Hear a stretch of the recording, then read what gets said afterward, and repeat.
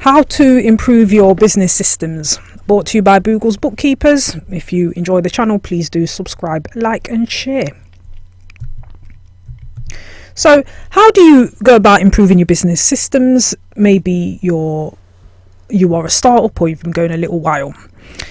There's a very good book I'd like to draw your attention to called The E-Myth, and the E stands for employment. So it's called The Employment Myth: Why Many Small Businesses Fail and What to Do About It.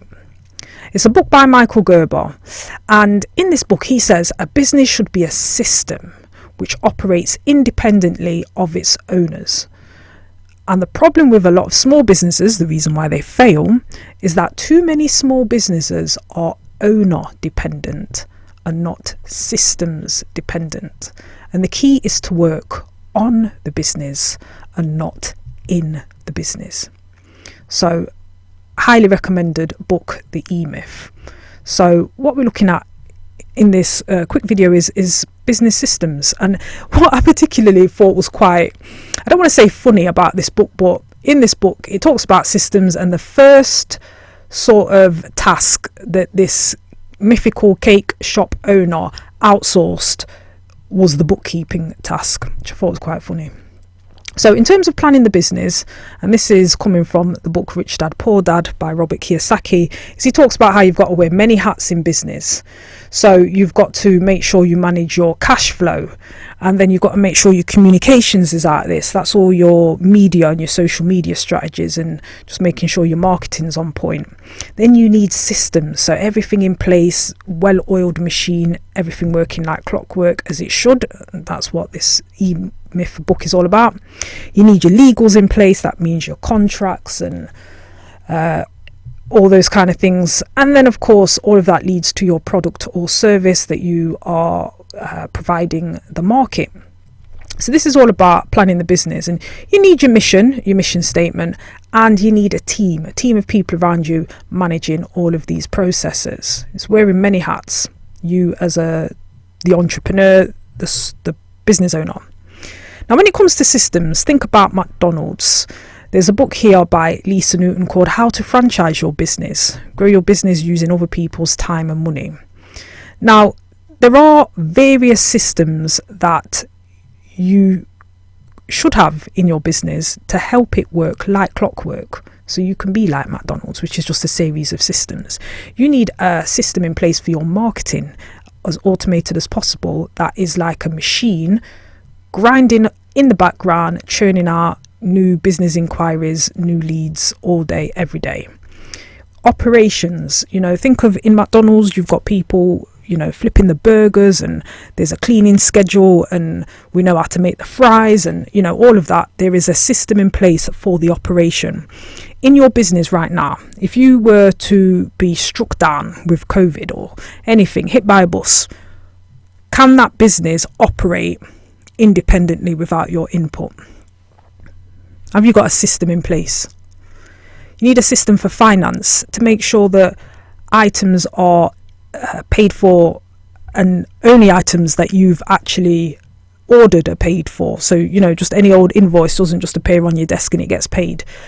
Finance in terms of making sure your invoices gets sent promptly and that you get paid on time. How's the finance? How's the cash flow doing? Is there enough money to make the payroll at the end of the month? Is there enough money to pay the VAT bill? Finance systems. You need contracts, legals in place, so that if people want to try it with you, you slap them with your legal contracts and underline the bullet point if they're in breach. So you need contracts in place, a system for making sure that anytime you take on a new customer, you win new business and you engage them, there's a process that you take them through, sometimes called the onboarding process, to make sure that we've all signed our terms and conditions, we all know what's expected of each other. Winning new business, system in place for that. And internal processes, just how the business is run. All of this should be documented into some sort of handbook. This is how you can go about to eventually franchise your business if that was something that you wanted to do. And even if you didn't, just having an efficient operation which is outlined, it just means it is a business, and it's able or more likely to operate more smoothly because no one's making decisions. There's no emotion in it. It's just processes, logic, and more process. How do you, and it could be anything, how do you contact customers? How do you do your marketing? How do you send invoices? All of this should be documented in a handbook, and that's your, for want of a better word, Bible. That's how you run your business. Now, let's just focus on the financial systems because that's more my hat. How do you, and this is all about best practice, how do you do your invoicing? This should all be part of your financial system. It should all be documented. Everyone should be very clear. There should be a system. Invoicing should never be late. There are some companies out there, you only get an invoice after they've run out of money. It shouldn't be like that. It should be a process. The minute a job's completed, invoice sent, or orders received, money's received, goods are then sent, a process. If you are doing goods on credit, there should be some form of credit control. People can't just continue to buy from you without payment. There's got to be some sort of credit control procedure, limit, something in effect, so that people don't end up owing you thousands of pounds. You need payment terms. How are you paying your taxes on time?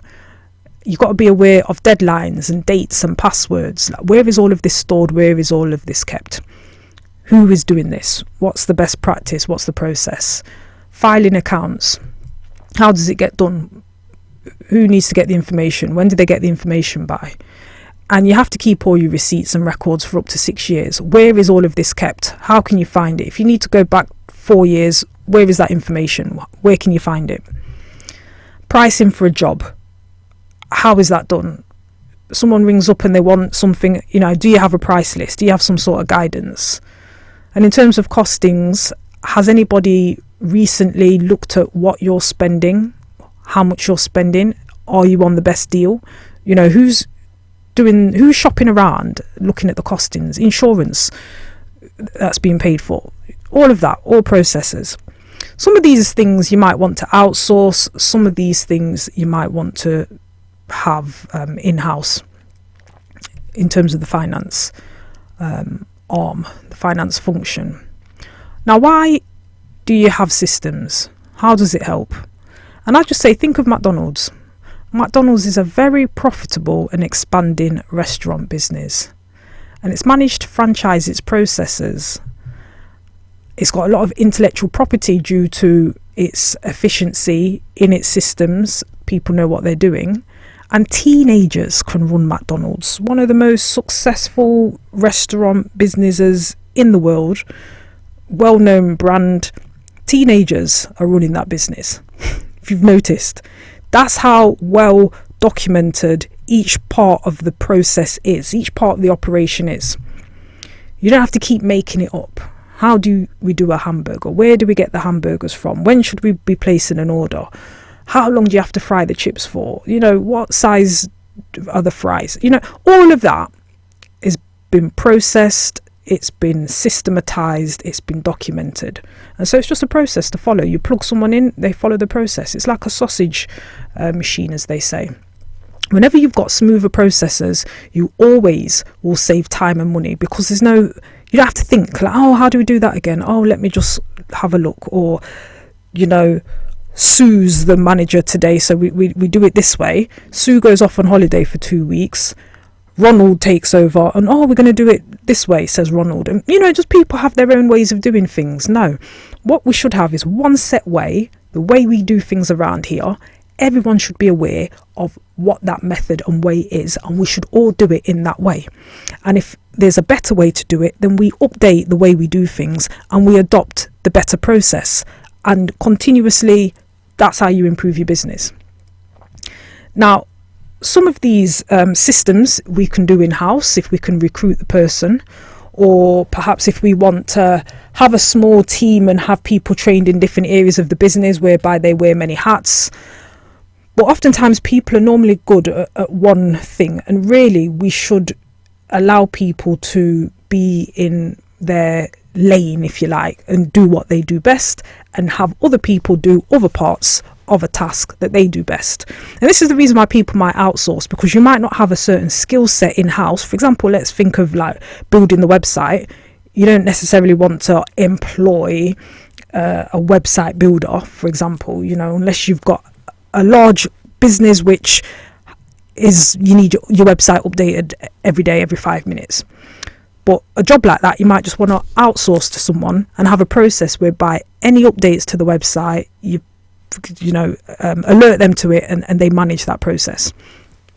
So when you outsource, it allows you time and headspace and energy and maybe resources to improve the quality of maybe your product, to market that product better, to increase the usage, to increase the uptake, maybe even foster a bit of innovation. You've got time to improve upon the product.